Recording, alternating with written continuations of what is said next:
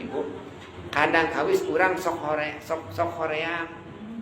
Kadang-kadang urang sok getol ibadah. Keur hoream teh urang tapakur Gusti geuningan abdi bisa ibadah teh eta teh dipasihan kakiatan ku salira. Jadi teu sadayana jalmi anu anteng teh dia juga tuh hoream. Lamun anteng-antengan terus ibadah, engke anjeunna bakal naon? Bakal ngomarasakeun bahwa ibadah teh ladang anjeunna.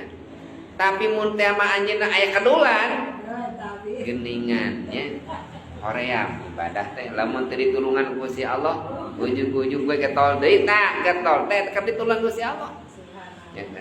Janten nalika urang pasang surut dina ibadah teh nu akhirna kumaha dina hate urang moal ngarumasakeun urang teh bisa ibadah. Da urang mah teu tiasa ibadah.